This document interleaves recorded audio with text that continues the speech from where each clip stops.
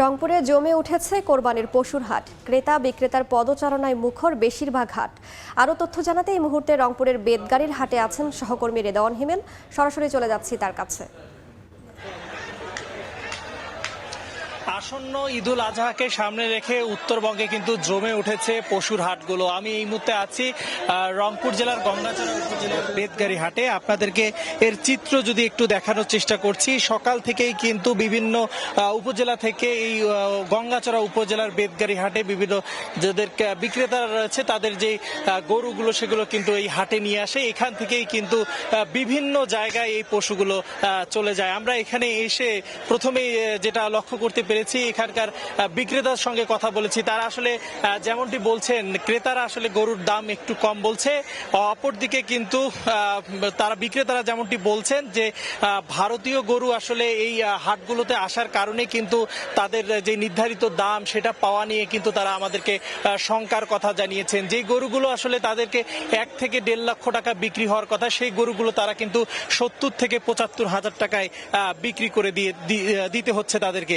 আরেকটি বিষয় আপনাদেরকে জানিয়ে রাখি, এই আসন্ন ঈদুল আজহা কিন্তু কোরবানির জন্য রংপুর জেলায় 25,000-এর বেশি খামারি প্রায় কিন্তু 3,60,000 পশু লালন পালন করেছেন। তার জেলার চাহিদা মেটানোর পরও কিন্তু 1,39,000 পশু উদ্বৃত্ত থাকবে বলে আমাদেরকে এমনটি জানিয়েছেন জেলার প্রাণী সম্পদ কর্মকর্তা।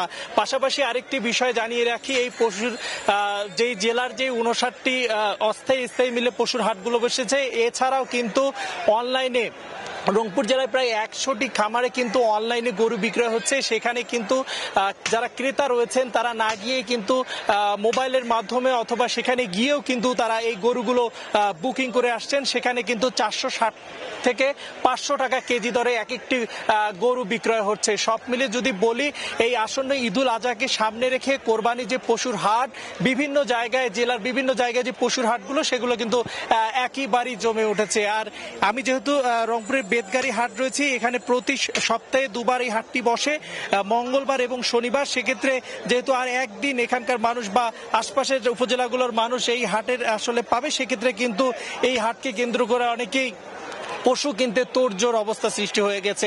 আমরা কিছুক্ষণ আগে এসে এখানকার চিত্র যদি বলি, সব মিলে কিন্তু একইবারেই জেলার প্রত্যন্ত অঞ্চল থেকে সব জায়গায় কিন্তু এই কোরবানির পশুর হাট একইবারেই জমে উঠেছে এবং ভেটেরিনারি টিমের পক্ষ থেকে কিন্তু পশুর যাতে কোনো সমস্যা না হয় সেদিক থেকেও কিন্তু ব্যবস্থা রেখেছে প্রাণী সম্পদ কর্মকর্তা।